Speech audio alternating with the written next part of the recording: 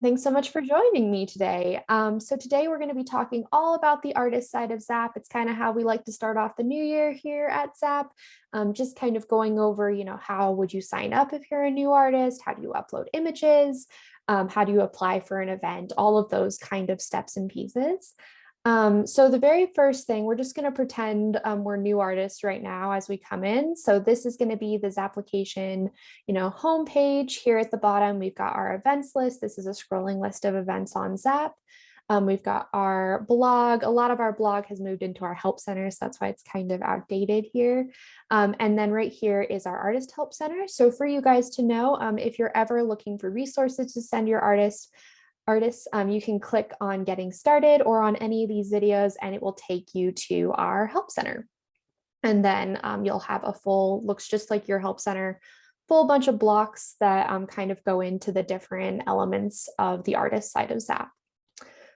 So if I'm a new artist, I'm going to click over here on sign up. And I'm going to come to this page. So the first thing that they'll see is our terms and conditions. This is pretty standard stuff, a lot of it about, what do certain definitions mean? And, you can't use images that aren't yours, that type of information. So we'll click on that. And then we'll go ahead and create username, email address, password. The password requirements are the same as like your guys's password. So they'll need 7 characters minimum, 1 capital letter, and a number. So I'll just go ahead and do that. And then of course they'll have to enter their name. This is going to start building their profile, and the profile is what is submitted with their application when they apply. And it's one of the reasons that you don't have to ask for information like names or email addresses, phone numbers, that type of thing. This all comes from the profile, which comes from when they register. Depending on what we choose here, for are you an individual or a team, or do you work with associates, I'll have the option as an artist to add in additional information, specifically in regards to who I might be a team member with or who might be my associates. This third question here is a bit on the newer side. So we're now collecting demographic information internally and anonymously for our purposes, just to kind of get a better sense of our artist base. I'm going to click no for now, just so that we don't go through that whole process in this webinar. But it is an option for artists to kind of self-identify within demographic information now. I'm going to go ahead and click that I'm a team and that I do work with associates, so I can show you guys what that looks like. And because I selected that I'm a team, I have an option to add a team collaborator here. So I'll just add ZAPP twice, and that'll be my collaborator. And then I can add up to 3 different artist associates. In ZAPP, we kind of define a team as a group of people who are equally important to the work being made and are equal sort of creators of the work. And then associates are people who help on kind of a more indirect level. They didn't contribute kind of directly to making that artwork. So we'll just do ZAPP again to make it easy, and you can add up to 3 of those as an artist. And then we'll get to the contact information. So again, this information shows up when they apply to your event. And I'll just go ahead and do that. Adding a bunch of this information is optional. So business and studio name is an optional field. The website is an optional field. A separate selling website, that's an optional field. But country, state, city, address, and primary phone number are all required fields. And so that is that. We just changed our address. If you didn't know, the new address is in all of our emails, and you'll also see it on the footer of all of our websites, but I personally forgot it off the top of my head, so I'm just going to use the old one, but I did want to let you know that's not our address anymore. And then as an artist, I can add up to 3 social media links. So I can do any of these. So I can do a Facebook account, an Instagram account, a Twitter account, a YouTube account, or I can do an other. And that information is also available to you when they submit the application to you directly. I'm not going to add these now, so you don't have to watch me type. And then we'll get to this page. So this is newish as well. So now we have 2 different types of profiles on ZAPP. We have an artist account, and then we have a non-artist vendor account. How these work essentially in coordination with what you're doing is that when you go and set up an application on your side of ZAPP, you can actually select whether or not it is an artist application or a non-artist vendor. So I'll briefly show you that. If we come in here, this is the admin side. If you come down on the event information tab of your event editor, you'll see what types of applications do you accept, and you'll have the option to select only artist applications, only non-artist vendor applications, or both. And then if you select both, the question that will pop up is what types of applicants need to submit images, and you can select both of them, or you can select just artists need to submit images or just non-artist vendors. So this essentially will coordinate with the type of account the user has on the artist side of ZAPP. And if you, for example, say that you only need artists to submit images and I sign up for a non-artist vendor account, I will not have to submit images when I go to apply to your show. So if you'd like to collect things like food vendors or sponsor applications through ZAPP as well with your artist application, you can do that, and you can turn off image collection for them so that they don't have to upload images that meet our requirements, because our requirements are really designed to ensure you have high quality images for your jury, which might not be applicable if you have, like, say, a food vendor applying. For the sake of this webinar, I'm going to go ahead and choose artist, and then I'll have the option to select up to 3 mediums. This won't really affect you so much. This is more for internal ZAPP use, or if, for example, you use our eBlast program, we determine who is in which region or states and who is in each medium category by the information on the profile. So for example, if you're sending a promotional email through us and you want to send to ceramics in, say, Colorado, we'll determine who is in ceramics based off of what medium category they have self-selected in this process. If I were to have chosen non-artist vendor, I would have different medium categories to select from. So we'll go ahead and just choose those 3. And then we kind of skip demographics, and that's just because I opted out of it so that you didn't have to watch me type essentially. But it is up here in this little progress bar. And now we have the option to opt in or opt out of emails. So you're going to start as an artist completely opted out of everything. That being said, as an event administrator, they cannot opt out of the emails that you send through ZAPP. They can only opt out of kind of our more promotional emails, and they don't have the option to kind of say, no, I don't want communication from the events that I apply to. So you don't have to worry about that so much. I'm going to go ahead and subscribe to all of them, but I'll walk you through what they are. So show information. This is the weekly email that gives artists a list of deadlines that are coming up in the next week and applications that have opened in the previous week. Your event is included in this email 2 times, once in the approaching deadline section and once in the recently opened application section. And that is free of charge. You're automatically included just by having an event on ZAPP. And it's our biggest listing. Our single show announcements, this is if you pay for an eBlast. Artists who are on that list have opted into receiving single show announcements specifically. And then system information, that is going to be, you know, our newsletters that come up. If we have a big update to the artist side, or we really change something up, we'll always send it out through system information. And then we also have a postcard mailing list. You know, it's kind of faded in popularity over the years as we move into a more of a digital system. But as an artist, you can opt into receiving postcard mailing lists. And then, you know, if you guys want to reserve postcard mailing, our postcard mailing list, you can do that. And the opt-in list is determined by who is opted into this option. They can also read our communication policy here, and then they can click I'm not a robot and go ahead and submit the app and submit the new account.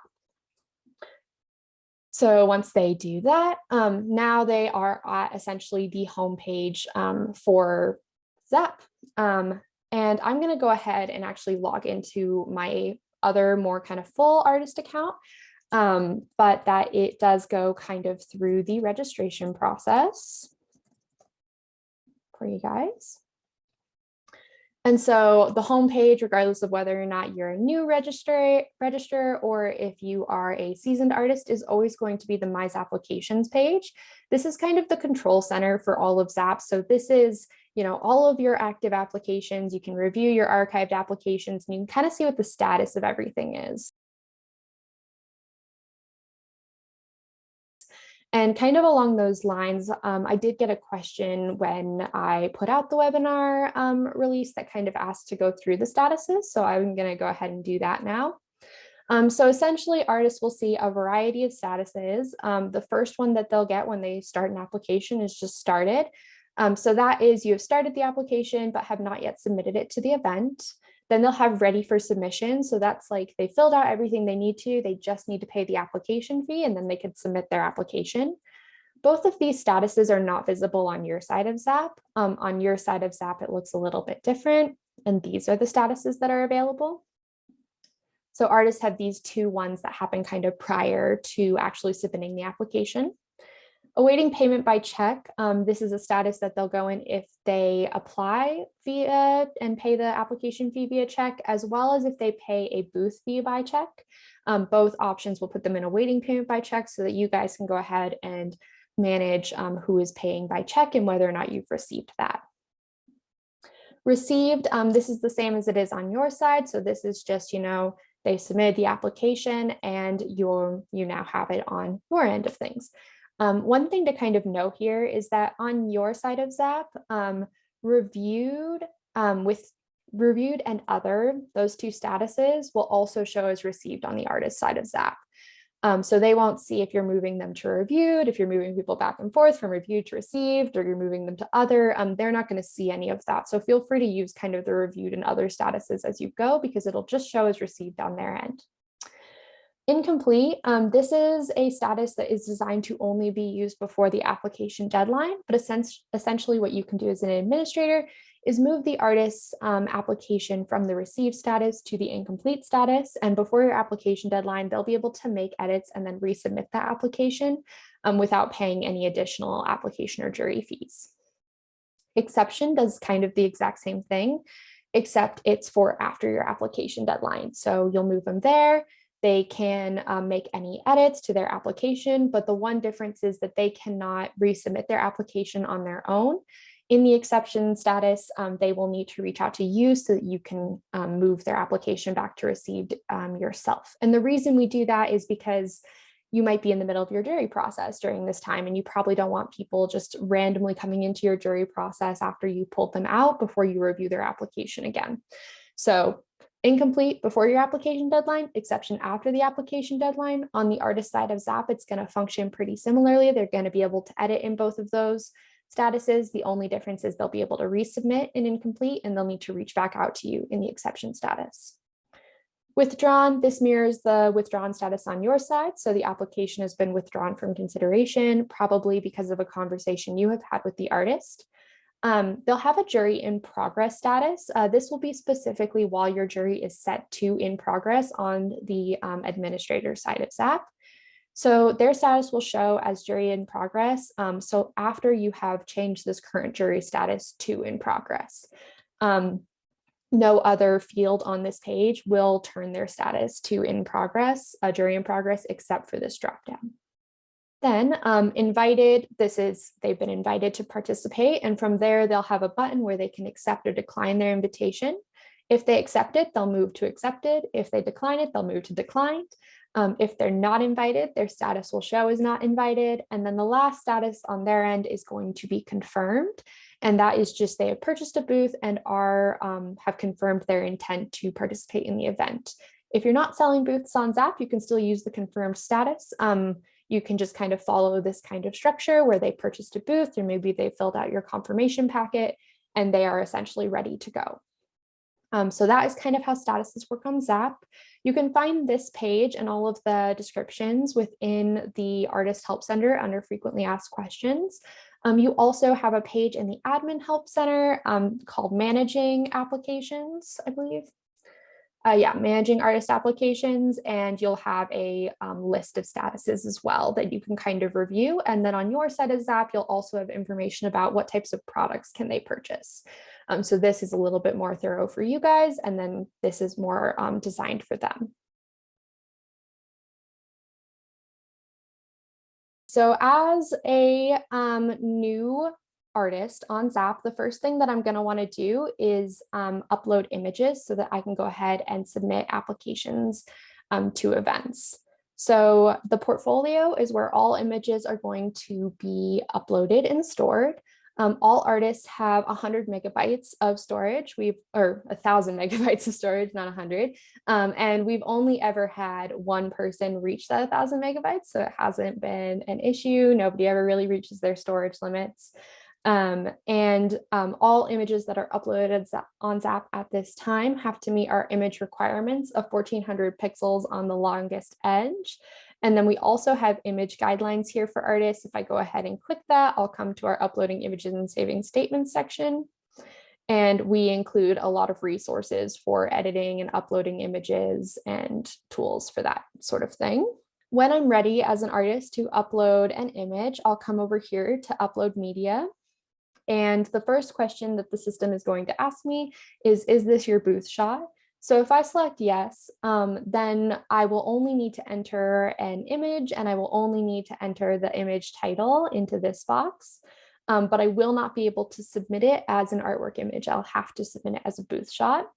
If I enter no, I'll end up with all of these different fields. So I'll have image title, but I'll also have price value, the year completed, medium category, like the self-selected medium category that the artist wants, a measurement type, and then I'll be able to add my measurements as well as a description here.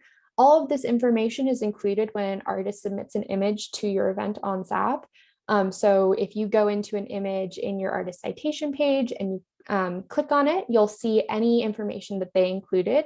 The required fields here are the image title, the medium category, the price, and then the measurement. So description and year completed are optional. So if having year completed is really important to you, just specify that on your application or have them enter that information on the application separately so that you can ensure that you're always getting it. So this is kind of where I would go if I was going to upload an image. If I want to edit an image, I'll come into this one. If I want to edit an image for any reason, I can click on the image within my portfolio and then I'll see the same thing. I'll see the photo, the title, the description, and all of that information I just mentioned, and it'll let me know that no, I haven't listed this as a booth shot. I can click on the image to enlarge it to see it big, and then I can also copy it, edit it, or delete it. So an artist might copy an image if, say, they uploaded it with their say their signature on it, and they need to create a version that is without a signature for an anonymous jury. They might copy all of this information. That way they're copying the image. They don't have to, or not the image, they're copying all the information. They don't have to re-enter it. And then once they do that, all they need to do is, let me find the copy, there it is. All they need to do is click edit, and then they can just replace the image itself. And so that's really nice and convenient for them so that they don't have to do all of the work to kind of re-enter all of that information. And then, you know, say if they were like, oh, nope, this is a mistake, or I don't want this image, I don't want to use it anymore, they can just go ahead and delete it. And then it is gone. If it is attached to any applications, it won't be deleted from those applications, but they won't have it in their portfolio anymore, and they'll be able to organize a bit better. We are hoping to release more organization options for the portfolio this year, and that would give them a lot more opportunities to kind of tag images and sort them so that they can easier find them in the future. If I had uploaded a booth shot, what I would see is this star with a booth shot next to it, and that's how we know that that image is a booth shot, and that's how ZAPP will essentially see it. So when you ask for a booth shot, an artist will have to upload an image that has this kind of star with the booth shot next to it. One of the most common issues that happens when artists are trying to attach images to their application to submit it is specifically that they uploaded an artwork image as a booth shot, and they're trying to enter maybe 2-3 booth shots in place of artwork images. And so the really easy way to do that is just to come in here, click edit, and then change this to no and fill out the required fields. So they don't have to re-upload or anything like that. They just have to switch the drop down essentially. And then additionally on the portfolio, we also have save statements. So the one required question on every single application is your description of materials and techniques. If you come into your event editor and go to the application editor, you can see it as the very first question. And the one thing you can do as an administrator is change the character limit from, say, 100 to 1000. You can choose kind of what your character limit is. Some people read these out during their jury. Some people use them just for personal, just for, say, their galleries on their website, something along those lines. So a lot of those options have character limits associated with them. So you can control that here. And then as an artist, I can store up to 6 statements. And that's really helpful because, say, I can have this blank statement, which is just a brief statement. It's 137 characters, and this will meet any requirements for statements of materials and techniques that require it to, say, be no more than 200 characters. And then I also have one that is 688 characters. And that one maybe is more descriptive and can be used for applications that want a longer statement of material and technique. And so this is a really convenient way for artists to streamline that information and kind of just create variations on a single statement of technique that they would like to use. Similarly to the image section, they can copy these, edit these, and delete them. And then they just work in this drop down. So you can click close or click on the arrow. And then if they want to create a whole new one, they'll just click create statement. And they have the same character count options that you have when you're creating the character limit for this question on your side of ZAPP. So they can do anything from 100 to 1000, and the box will count their characters as they go and not allow them to go over their limit that they set for themselves. So that's kind of a helpful tool for them as they go into creating their materials for their application. And so everything in here will sync with the application so that they can go ahead and insert it when they get there. We can go ahead and find shows in one of 3 places. So the first place that artists can go is the events list. So this is one large list of all the events on ZAPP. So if you are an event on ZAPP and your application deadline has passed, you'll be included in this list by default, even after your application is passed. So event artists can, say, find your event for the future, or they can maybe prepare for an application that is coming up if your application deadline is in the future. It's one of the reasons that we recommend that you publish your event as soon as you're done editing it, because you'll immediately go onto our events list so that artists can find your event. You'll also be on the events calendar, and you'll just be listed in a couple of places on ZAPP so that artists can kind of find that information. On this list, artists can do a couple of things. So first of all, they can sort by event name alphabetically, event start date, earliest to latest, or latest to earliest, application deadline, earliest to latest, latest to earliest, early bird deadline, earliest to latest, latest to earliest, and then application fees, low to high or high to low. And then they also have a bunch of new sort and filter options over here. And a couple of these are new. So show favorites only. This will only display if the artist is logged in and they retain year after year. So if I check on that, we'll see any event that I have ever favorited, probably in a webinar in this case. And so if I select that as, say, like an artist, maybe I favorite my top 10 events every single year. I want to apply to the same events. You favorite them once, and then your favorites roll over to year over year. So say you're an artist favorites your 2020 event, and you are just getting ready for your 2022 event. That your event, once you publish that application, will still be in their favorites when they come onto ZAPP, even 2 years later. So that's just kind of a convenient way for artists to manage their application. And then show invite only events.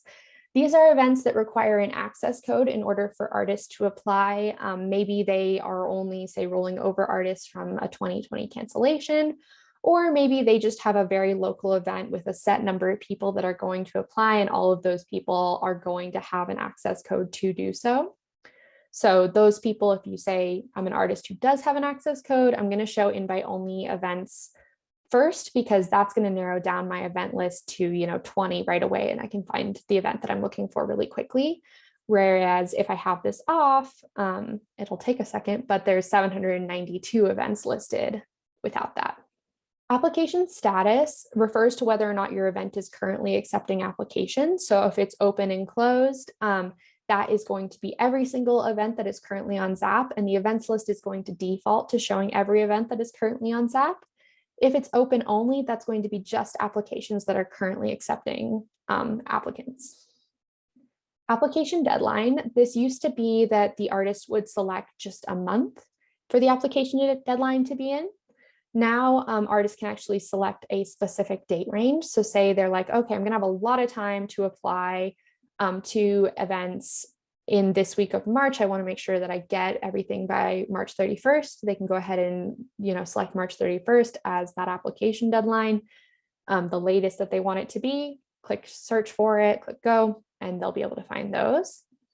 Event date is similar. This used to be by month. Now it's a custom date range. So say I'm an artist who's trying to find an event for a very specific weekend in July. I can do that on the events list by searching for that specific weekend in July. So I can search for the 16th through the 17th. And I can find events that might fit into my schedule that way, rather than searching for a whole month. Images required. This is if I'm looking for maybe an application that doesn't require a lot of images. Maybe I only have 3 really good images or 4 really good images to submit. I can kind of, as an artist, play around with that section so that I can find applications that I'm actually prepared to complete.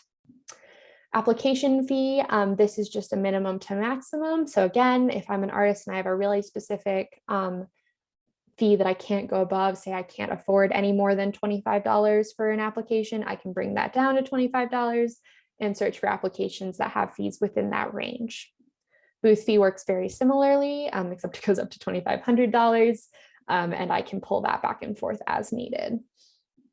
Event type, so we have essentially 3 that we specify on ZAPP: indoor, outdoor, virtual, and unspecified. So unspecified essentially is the catch-all if somebody doesn't select which one they are. So as an artist, I can also select more than one. So I can see all indoor and outdoor events, but say I don't want to see virtual events, or say I know that I'm not going to be able to travel for a while, so I only want to see virtual events. So I can do that as well.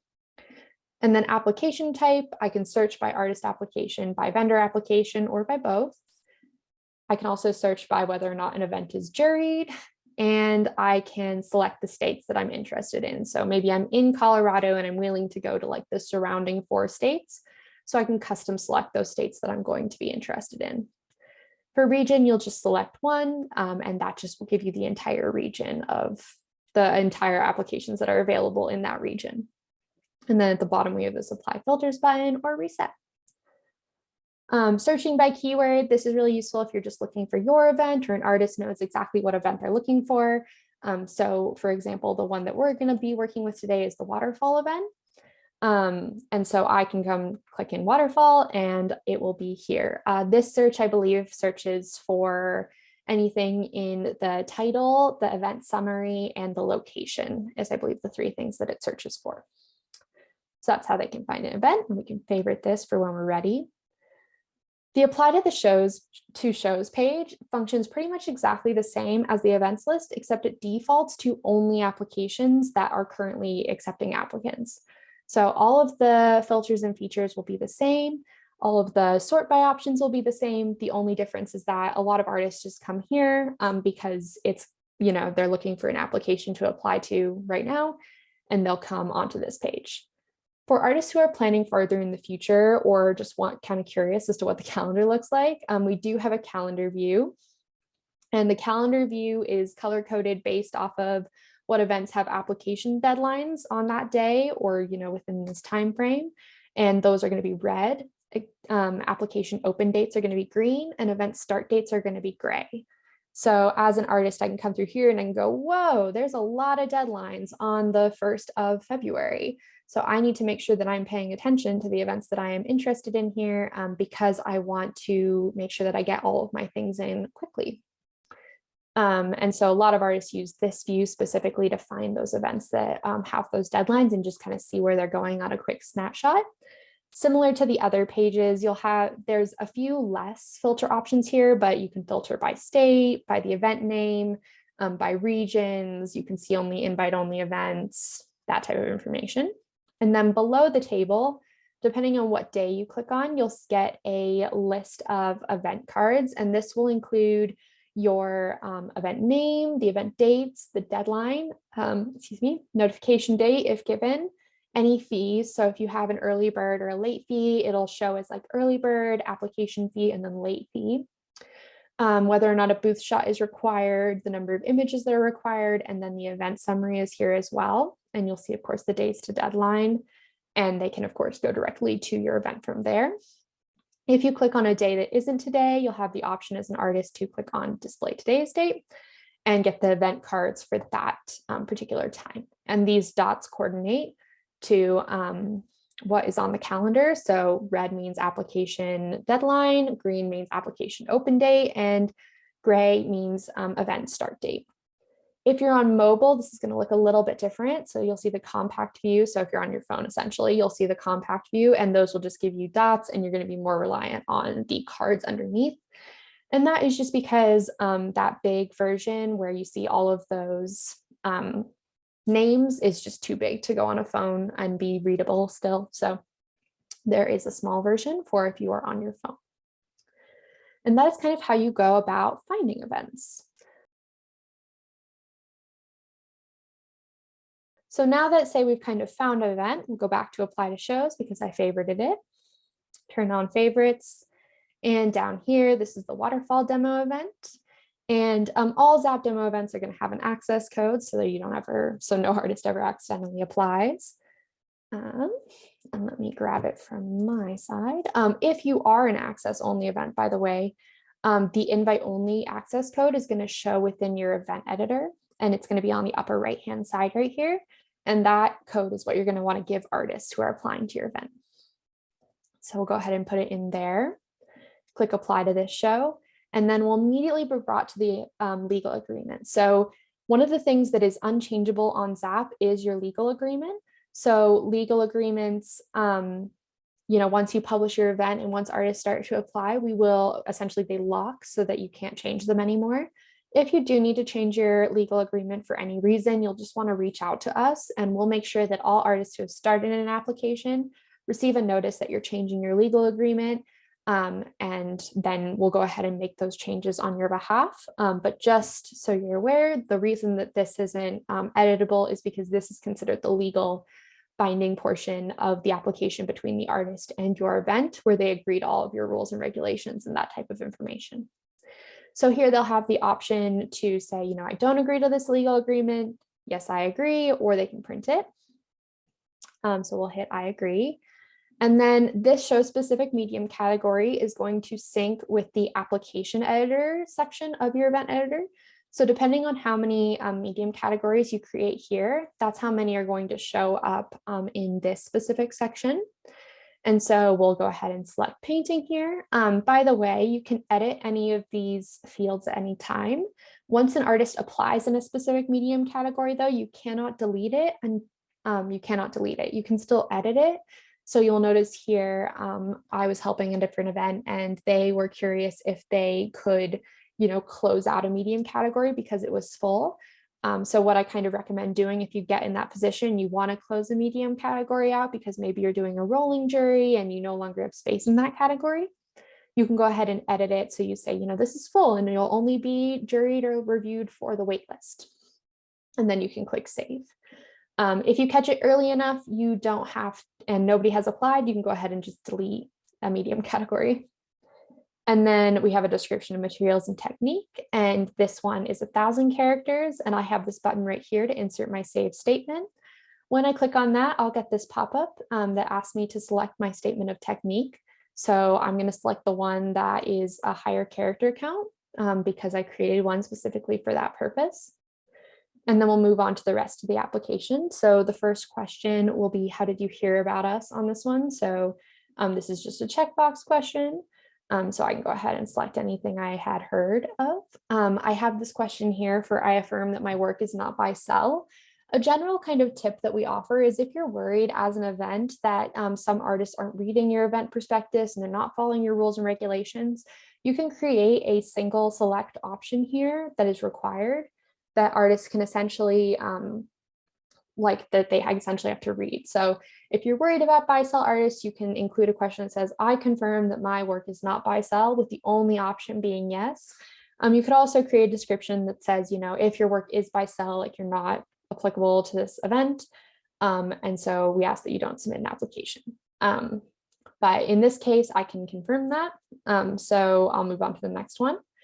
And then this asks if I'm an artist or a non-artist vendor. And the reason I asked this question on this application is because I've created essentially a branch in my application where if I select that I'm an artist, I get a question that asks if I'm an emerging artist. But if I select that I'm a non-artist vendor, I get a question that asks which of the following best describes your business, so that way, as the administrator, I can kind of get all of the information I need from both my artists and my non-artist vendors without asking information that might not be applicable to one group. So we'll stay as an artist this time, and I'll say, yes, I'm an emerging artist. And then say, I ran out of time as an artist this day, and I just want to save my work and come back to it later. Once I hit save and continue, the system will tell me if I'm missing any requirements. If I'm not, it'll move me to the next step. But once I hit save, I can actually go ahead and navigate away from this page, and I'll be able to have saved my work. So say we go back to the My ZAPPlications page. Now we have the waterfall event is here, ready for us to complete the application at any time. And this is just kind of where I wanted to talk a little bit about the My ZAPPlications page and kind of the options artists have here. So at the top of this page, they have the option to sort their applications, similar to how they sort the events list. So by show name, by their status, actions needed, payments made, and when the application date was, as well as the event dates. And they can also collapse all of their applications, so they can just see kind of at a viewpoint here, what events are, still accepting applications. So that's that green dot here, which ones aren't. And then what is my status in each of these? So one of these is received, another one is waiting payment by check. So maybe I need to follow up with the administrator and make sure they did receive my check. And then another one is the one that we just did. So that one started. So I know that I need to go in and finish that application. I can click on any of these blue little headers to go ahead and sort the table, or I can click expand all to see all of my applications again. I can do the same by clicking on archived, and I can look at all of my archived events ever if I want to go in and find, say, a specific payment receipt, or if I want to go and look more in depth at a particular application. But I'm going to stay in my normal applications, and we're going to come down to waterfall and say, now I want to kind of add some information. So I want to add a comment, which is something that I can do as an artist on ZAPP, and this is going to be internal only, very similar to the comments that you create on artist applications on your end. So I can say, I'm traveling from X festival to this one on a specific date. And that way, as an artist, I can have this note when I am going to review my applications and going to review my schedule, so that I have that information in ZAPP. I can also create a tag. So maybe I can say, this is priority 1 for me. And, maybe I tag a different one, backup. This is my backup event in case I don't get into the first one that I wanted. And then, of course, they'll see all of the same information here. So they'll see the deadline, their days to deadline. So we have quite a while before we need to finish this application. Clicking full event info or your event title will take them back to your prospectus. The application ID will sync with your application ID. So when an artist reaches out to you and says my application number is, and they give you a number, you can use that number on ZAPP. We can also find their application really easily if you need us to find it. And then, of course, I'll see my status. And if I hover over my status, I will see a definition for what it means essentially. Now that I have tagged the application, if, say, I had a bunch of applications here, I could add a filter that says, hey, I just want to look at tags, and I have, a first choice tag, a 2020 tag, and I can say, oh, I remember tagging this as priority 1. Click go, and it'll bring up just that application so that I can find it really quickly.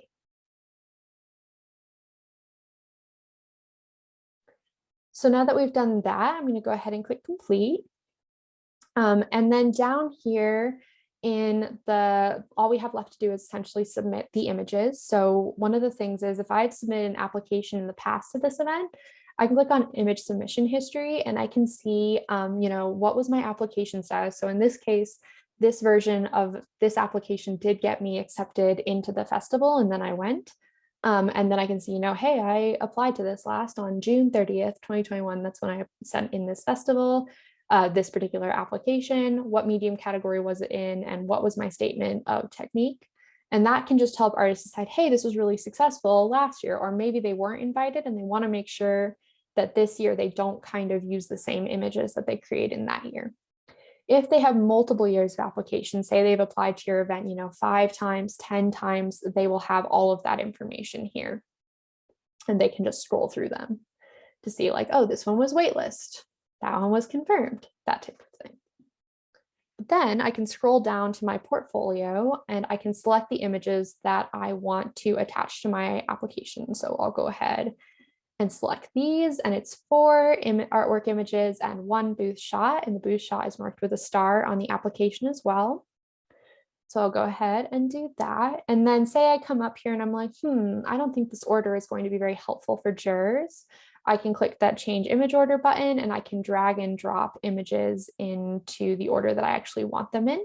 The booth shot is always going to be the last image for an artist application.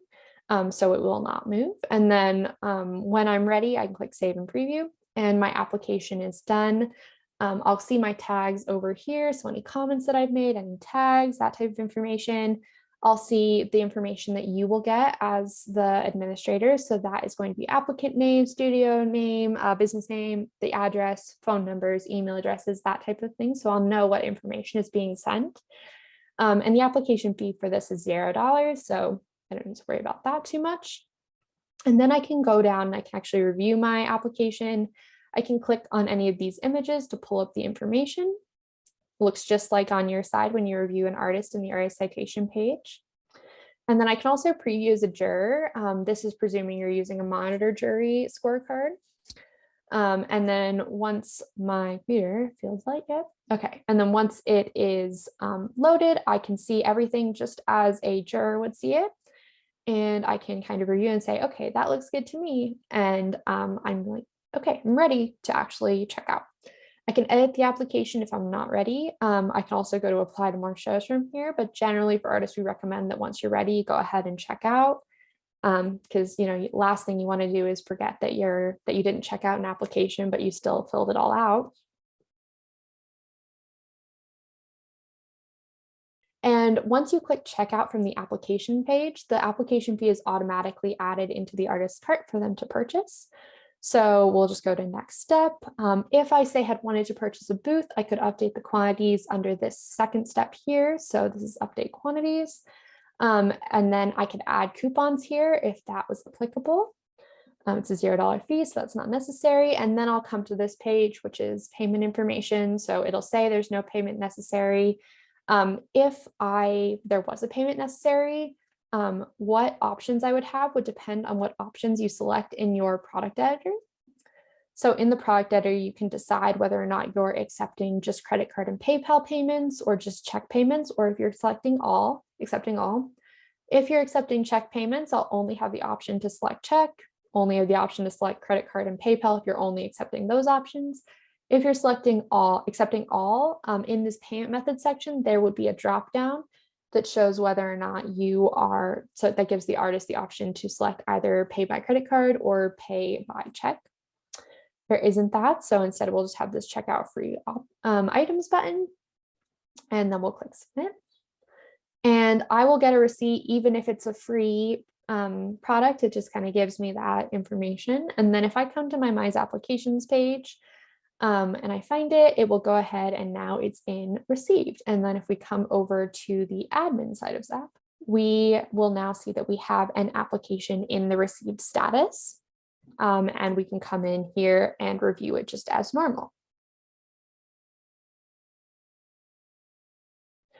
So say now we want the artist to purchase a booth product. Maybe we went through the jury process and everything looks good. We'll go ahead and move them to the invited status. Click save. And then if I come back to the My ZAPPlications page as an artist, I now have the option to review my application or to accept and reject the invitation, since I just invited myself essentially. As the artist, I'll see the invitation deadline when I go to accept and or decline the invitation. That deadline is going to match with the accept invitation and purchase deadline on your event information tab.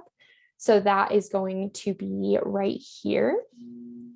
So if you get any questions about artists who can't accept their invitation, or maybe they can't see booth products, a lot of times it's an accept invitation and purchase deadline that is in the past, particularly if you are trying to invite artists off of your waitlist. A lot of times events have let this date pass during that time. So then back here, I have a little bit of explanation for what happens if I accept the invitation versus if I reject it. I can also decide later, but I'm going to go ahead and accept it. And now my status is going to be accepted on this side of ZAPP, and it's also going to be accepted on your side of ZAPP. So you can see, hey, this artist has accepted her invitation, but she hasn't purchased her booth product yet. From this, I can either click on purchases to go purchase a booth product, or I can click on my cart, and this will take me to the ZAPP shop. There also is a kind of hamburger menu here that shows you, that can take you to a bunch of the key pages on ZAPP. So you can get to the ZAPP shop that way as well. All of the products that you sell on ZAPP will be in the ZAPP shop.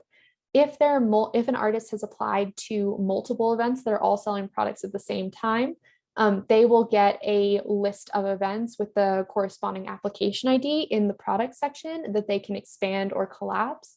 So that way, if they want to go in and say purchase the booth for your product, your event, but they don't want to go purchase the booth for a different event, they can select on your event during this when everything is collapsed and then add it to their cart that way. And so now that it's a booth product, I'll go ahead and expand all. I can go ahead and purchase up to 9 of those at one time if I want to. And if I do, then it will tell me that my product amount is $800. And then if I go to the next step, I'll have the option to enter a coupon code. So I do have a coupon code for this, but if an artist doesn't, they'll move on to payment. If you are giving a coupon code to your artist, they'll just want to enter it into this box under the add coupon step and click apply. And then it'll tell me, hey, this one's 100% off, and I'll move on to the next one. And I will check out free products again and click submit. And so that is kind of how the whole booth purchasing process works as well, because now if I go back to my ZAPPlications page, I will have under this waterfall event, it will tell me that I am confirmed, and I'll be able to see the receipt for both the application fee and the booth fee. I can reprint these if I want, I can take screenshots, whatever I need as an artist to make sure that I have this information. In here, most of this information is going to be the same as it was when we registered for an account on ZAPP, and I'll be able to update all of that, but we're going to have 2 new fields. So one of them is download transaction history. So I can download all my transaction history as an artist on ZAPP within a custom date range. I'll just need to re-enter my password in order to do that. And that's just to make sure that everything is safe and secure. And the report is sent to the email address associated with the account rather than downloaded from the site itself. And then I can also save payments. So I can save a credit card, or I can save a PayPal account on ZAPP as well, so that I can easily check out in the future. And then I also have the demographic section that I can fill out here. So that is kind of the artist side of ZAPP and everything that they kind of do. The only real page we didn't talk a lot about is the Help Center, but they can just click help there to get to it. And this will include all of their information. If you are ever trying to find somewhere for artists to contact us, so say you have an artist who has a technical question, you can come just to the main ZAPPlication page, homepage, ZAPPlication.org, and the contact support, if you click that button, it will give you our artist help support line. So yours for admins is zapphelp@westaff.org, and theirs is contact zap@westaff.org. And so you can come here, find that information. If artists have technical questions, we're always happy to take those on your behalf. We wouldn't expect you to answer them. So you can go ahead and just grab our email address, send it to them, or you can forward them along to us as well.